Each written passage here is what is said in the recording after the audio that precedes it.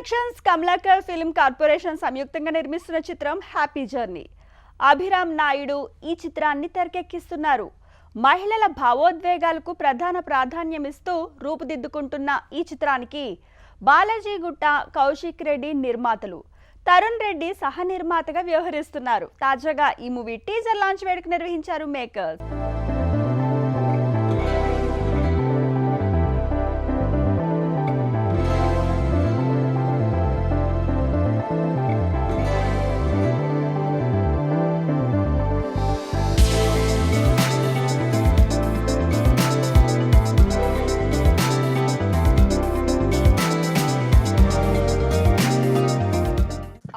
నా పేరు జినీషా. ఫస్ట్లీ ఇక్కడికి వచ్చిన మీడియా పీపుల్ అందరికీ, ఎంకరేజ్ చేయడానికి వచ్చిన మా పేరెంట్స్ అండ్ గెస్ట్ అందరికీ అండ్ మా హ్యాపీ జర్నీ టీమ్కి so much thank you.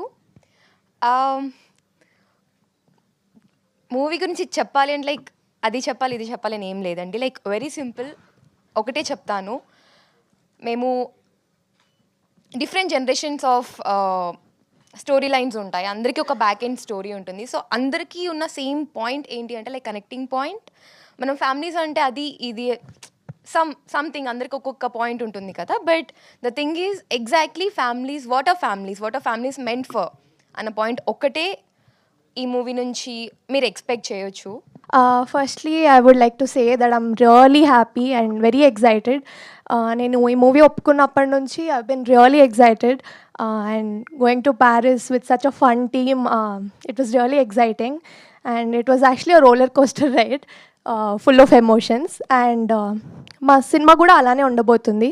So I hope you all like the teaser. నేను కూడా చాలా ఎక్సైటెడ్ ఉన్నా చూడడానికి మూవీ.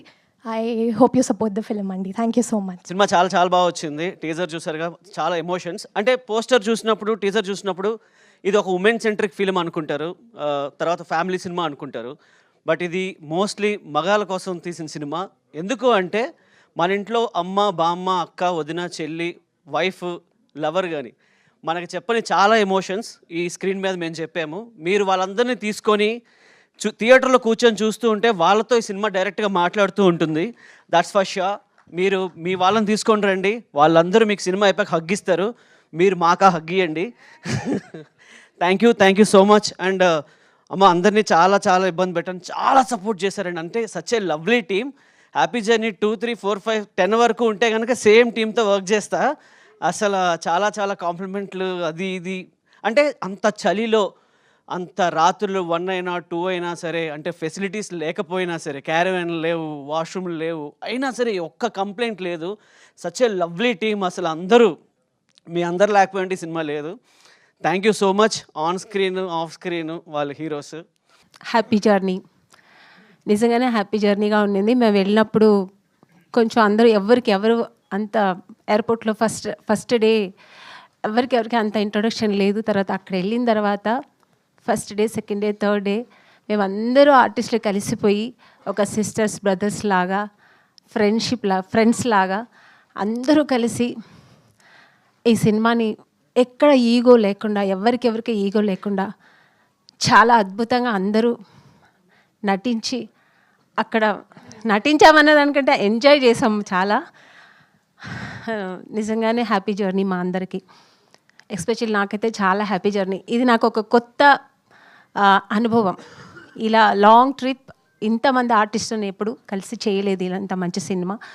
సో ఇందులో నా క్యారెక్టర్ కూడా చాలా విభిన్నమైన క్యారెక్టర్, మీరు ఎప్పుడు చూడలేనంత మంచి క్యారెక్టర్ ఇందులో. నేను ఈ ఆపర్చునిటీ నాకు ప్రొడ్యూసర్స్ బాలాజీ గారు, తరుణ్ గారు, కౌశిక్ గారికి థ్యాంక్స్ చెప్తున్నాను. ఈ సినిమాలో ముందుగా చెప్పాలంటే నేను డైరెక్టర్ గురించి చెప్తాను. ఎందుకంటే ప్రొడ్యూసర్సు ఎన్ని పెట్లు పట్టుకొచ్చినా డైరెక్టరు ఆర్టిస్టులను వెతుక్కోవడంలోనే వివేకత కనిపిస్తుంది.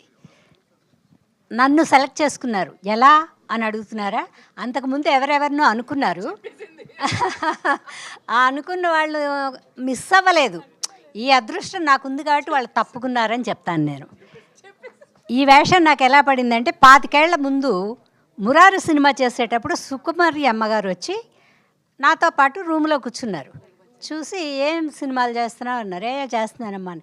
అదేంటే మీ తెలుగు వాళ్ళు నీకెప్పుడు ఒకటే టైపు వేషాలు ఇస్తారు. అప్పుడు ఏడుస్తా, కన్నీళ్ళు తుడుచుకుంటా, త్యాగాలు చేస్తూ ఉండే వేషాలే ఉండేవి నాకు. అలాంటి వేషాలు ఇస్తారంటే నీకు, అదే మా మలయాళంలో అయితే రకరకాల వేషాలు వేయించుతారు నీతో, అన్ని రకాల వేషాలు వేయడానికి నువ్వు బాగుంటావు అన్నారు ఆవిడ. అంటే ఏమో అమ్మా, మా తెలుగు వాళ్ళు ఏది పిలిస్తే అదే, వాళ్ళు దేనికి పిలిస్తే దానికే వెళ్ళి యాక్ట్ చేస్తాను నేను అన్న 25 ఏళ్లకి అభిరామ్ అనే కుర్రాడికి ఈ వేషం వేస్తే బాగుంటుందని వెలిగింది బల్బు. అందుకని నేనేమనుకుంటానంటే, పెద్దవాళ్ళ ఆశీర్వాదం ఎప్పుడూ మనకి వెన్నంటి శ్రీరామ రక్షగా వస్తుంది.